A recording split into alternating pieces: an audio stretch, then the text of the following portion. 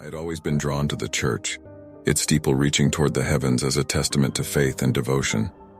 Its grandeur was awe-inspiring, a symbol of the connection between the mortal and the divine. But as I stepped through the heavy wooden doors one evening, a chill settled over me, an inexplicable sensation of being watched by unseen eyes. The interior of the church was dimly lit by the glow of candles, their flickering flames casting dancing shadows across the pews and the altar. The air was heavy with the scent of incense, a lingering reminder of the rituals that had taken place within these hallowed walls. I moved cautiously down the aisle, my footsteps muffled by the plush carpeting beneath my feet. The statues that lined the walls seemed to watch me with stone eyes, their expressions frozen in eternal reverence. As I approached the altar, I couldn't shake the feeling that the atmosphere within the church had grown more oppressive, as if the weight of centuries of prayers had settled upon my shoulders. As I stood before the altar, my gaze fixed on the ornate crucifix that hung above it, I heard a soft, mournful sound, a sound that seemed to come from deep within the recesses of the church. It was a whisper, a gentle sigh that sent shivers down my spine. I turned, my heart racing, to see a figure kneeling in one of the pews. The figure was dressed in tattered robes, its head bowed in silent prayer. The flickering candlelight cast a pale glow over its features, revealing an expression of sorrow and longing. "Who are you?" I asked, my voice barely above a whisper, as if I feared disturbing the fragile sanctity of the moment. The figure turned its head to look at me, its eyes pools of darkness that seemed to hold a lifetime of pain. It spoke, its voice a mere whisper that seemed to echo through the air. "I am but a soul in search of redemption, lost between the realms of the living and the dead." I felt a surge of empathy, a profound sadness for the soul that seemed to linger within the church's sacred walls. The figure's presence was haunting, its sorrow palpable, a reminder that even in the holiest of places there could exist a connection to a world beyond our own. "Why are you here?" I asked, my voice trembling. The figure's eyes seemed to shimmer with unshed tears as it spoke. "I am bound by my past, by sins and regrets that have kept me tethered to this place. I seek solace, a release from the chains that bind me. I wanted to offer comfort, to extend a hand of understanding to the tormented soul before me." But before I could speak, the figure began to fade, its form growing translucent as if being pulled away by an unseen force. As its presence vanished, the church returned to its quiet stillness, the candles flickering, the statues unmoved. But the memory of the encounter lingered, a reminder that even the most sacred of places can hold secrets and stories that transcend the boundaries of time and space. To this day, I can't shake the feeling that the old church is more than just a building. It is a vessel for the echoes of the past, a bridge between the mortal realm and the ethereal. The haunting presence of the figure has become a part of the church's legacy, a reminder that even in the pursuit of faith, there are those who remain forever haunted by the mysteries of their own existence. The gallery had always been a place of wonder for me. The photographs on display were hauntingly beautiful, capturing moments of loss frozen in time. The somber expressions of the subjects seemed to reach out from the past, invoking a profound sense of empathy within me. As I gazed upon the images, I couldn't help but feel a connection to the people who had once lived, their stories echoing through the ages. In the center of the room hung a particularly striking photograph. A woman in mourning attire, her eyes downcast, her face a mask of grief. The photograph seemed to emanate a presence, as if the woman's sorrow had transcended the boundaries of time and space. I moved closer to the photograph, my breath catching in my throat. The image was hauntingly vivid, each detail rendered with painstaking precision. As I stared into the woman's eyes, I felt a strange sensation, an almost magnetic pull that drew me closer to the photograph. I reached out, my fingers brushing against the cold glass that protected the image. The woman's eyes seemed to bore into mine, her grief-filled gaze holding me captive. It was as if her sorrow had become tangible, a palpable energy that surrounded me. And then, in an instant, the woman's eyes seemed to flicker, a movement so subtle that I almost dismissed it as a trick of the light. But then, her lips twitched, a ghost of a smile playing at the corners of her mouth. My heart raced, my mind struggling to comprehend what I was witnessing. The woman's image began to shift, her form growing more ethereal as she stepped out of the confines of the photograph. She stood before me, a specter from the past, her eyes still fixed on mine with an intensity that sent shivers down my spine. I stumbled back, my heart pounding, my mind reeling. The gallery had transformed from a sanctuary of art into a realm of the uncanny, a place where the line between reality and imagination had been irrevocably blurred. The woman spoke, her voice a whisper that seemed to echo through the air. "Why do you weep for us?" Her words sent a chill down my spine, her gaze holding me in place like a moth caught in a spider's web. I struggled to find my voice, to make sense of the surreal encounter unfolding before me. "Weep for the living," she continued, her voice a haunting melody that seemed to resonate within me. "For we have found solace in death's embrace." I felt a swell of emotions, grief, empathy, and a profound sense of the ephemeral nature of life. The woman's presence was a reminder that the subjects of the death photographs were more than mere images. They were once living, breathing individuals who had experienced joy, pain, and sorrow. And then, as suddenly as she had appeared, the woman began to fade, her form growing translucent as if being pulled back into the photograph. I reached out, my fingers passing through the space where she had stood just moments before. As her image returned to the confines of the photograph, the room seemed to return to its normal state. The haunting presence lifted, the gallery once again a sanctuary of art. But the memory of the encounter would forever remain etched in my mind, a reminder that the images we admire on canvas are not mere representations. They are windows into the souls and stories of those who have come before us. I set up my campsite in a clearing surrounded by towering trees. The sun dipped below the horizon, casting a warm glow across the landscape. As darkness settled in, I gathered around the crackling campfire, its warm embrace pushing back the encroaching shadows.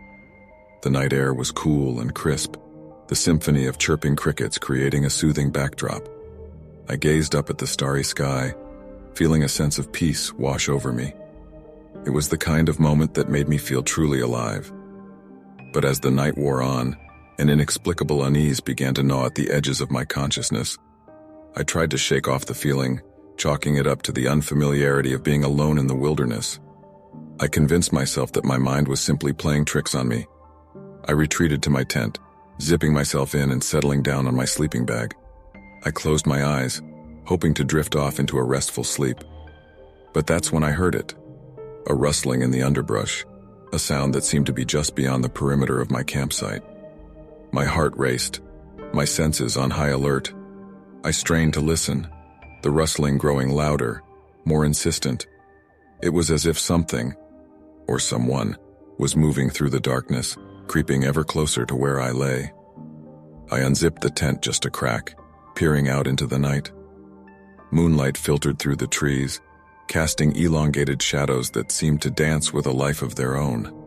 And then in the midst of the shadows I saw it, a figure, tall and imposing, its long arms swaying like pendulums as it moved. My breath caught in my throat as I stared at the figure. It was unlike anything I had ever seen.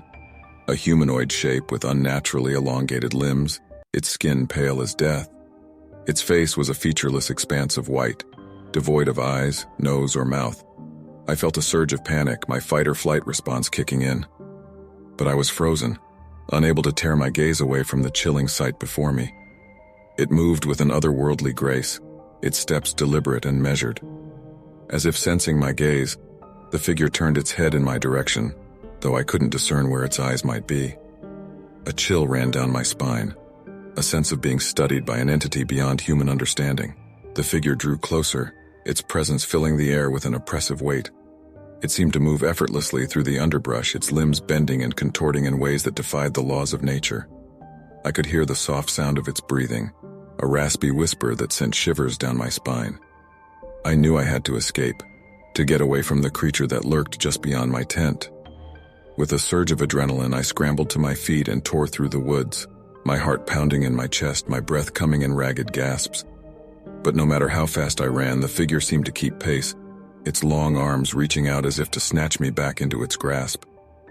The woods around me became a blur, the trees merging into a nightmarish landscape of darkness and shadows. Finally, with my strength waning, I burst through the tree line and stumbled onto a dirt road. My legs gave out, and I collapsed onto the ground, my chest heaving, my body drenched in sweat. I turned to look back at the woods, but the figure was nowhere to be seen. It was as if it had never existed, as if it had been a product of my imagination. But the memory of its pale face, its long arms, and the haunting sensation of being watched would forever remain etched in my mind. To this day, I avoid camping alone in the woods. The memory of that encounter lingers, a reminder that even in the tranquility of nature, there are forces that defy explanation, entities that exist beyond the realm of human comprehension, a truth that can only be understood by those who have come face to face with the unknown. I had always found solace in the quiet solitude of the golf park, and that evening was no exception. The moon hung low in the sky, casting a silvery glow over the meticulously maintained fairways. The rustling of leaves in the gentle breeze was the only sound, a soothing symphony that accompanied each step I took. I made my way to the first hole, my golf bag slung over my shoulder. The air was cool against my skin, and I relished the feeling of the grass beneath my feet. As I positioned myself for my first swing, I couldn't help but feel a sense of anticipation, the thrill of competition against oneself, the challenge of precision and focus. The familiar swish of the club cutting through the air brought a sense of satisfaction, and the ball sailed through the night, landing with a soft thud on the fairway. I followed its path with a smile, my gaze fixed on the distant hole that seemed to beckon from the darkness. As I made my way down the fairway, the moonlight cast long shadows that seemed to dance across the ground. The soft rustling of leaves added a soothing backdrop, a reminder that I was not truly alone in the night. But then, in the midst of my solitude, I heard it, a faint whisper carried by the breeze. My steps faltered as I strained to listen, my heart pounding in my chest. I brushed it off as my imagination playing tricks on me, a product of being alone in the darkness. I continued my game, determined to shake off the unease that had settled over me. Each swing of the club brought a renewed sense of focus, a determination to conquer the course and the doubts that lingered in the back of my mind. As I reached the middle of the course, the whisper returned, more insistent this time. It seemed to come from all directions, as if the very air itself carried the hushed words. I paused, my grip on the club tightening, my senses on high alert. "Stay." The word was a mere breath, a fleeting murmur that seemed to hang in the air before dissipating into the night. My heart raced, my mind racing to rationalize the source of the sound. Was it a trick of the wind? My own imagination? I turned in every direction, my gaze scanning the shadows for any sign of movement. But the golf park remained shrouded in stillness, the moonlight revealing nothing out of the ordinary. Summoning my courage, I took a deep breath and continued on, each step carrying me farther from the unsettling sound. But no matter how hard I tried to focus on my game, the whisper lingered in the back of my mind, a chilling reminder that I was not as alone as I had thought. As I approached the final hole, my nerves were on edge, the atmosphere heavy with an unexplainable tension. I took my final swing, watching as the ball soared through the night and landed near the hole. But as I prepared to putt, the whisper returned, stronger and more urgent. "Stay with us." The words seemed to resonate through the air, sending a shiver down my spine. I looked around, my heart pounding, my mind racing to comprehend the chilling plea that seemed to come from nowhere and everywhere at once. I dropped the putter and fled the golf park, my breath coming in ragged gasps as I rushed to my car. I fumbled with the keys, the sound of my own heartbeat drowning out all other noise. As I sped away, the image of the golf park in the moonlight remained etched in my mind, a place of serene beauty tainted by whispers that hinted at an otherworldly presence. To this day, I can't explain the source of those whispers, the sensation of being watched as I navigated the tranquil greens. The memory of that night lingers, a reminder that even in the most peaceful of places, there are forces beyond our understanding, forces that can send chills down your spine and make you question the very nature of reality. We stepped inside. The asylum was a maze of dark corridors, each one lined with rusted beds and remnants of restraints that had long since been abandoned. The walls seemed to ooze with an unsettling energy, the very essence of the place permeated with the lingering anguish of its past inhabitants. We moved deeper into the asylum, our footsteps echoing through the desolate hallways. Every shadow seemed to come alive, every creak and groan of the building sending shivers down our spines. I couldn't shake the feeling that we were not alone, that the tortured souls of the past still lingered, trapped within the asylum's decaying walls. As we explored further, a door creaked open, revealing a room bathed in a sickly green light. The air was thick with an otherworldly presence, a sense of foreboding that seemed to hang in the air like a dense fog. My friends exchanged nervous glances, but none of us were willing to be the first to turn back. In the center of the room stood an old piano, its keys yellowed and chipped. It was as if time itself had forgotten this place, leaving behind only remnants of the past. But as the wind whispered through broken windows, the piano's keys began to move on their own, producing a haunting melody that sent chills down my spine. "Who's playing?" one of my friends whispered, their voice barely audible over the eerie music.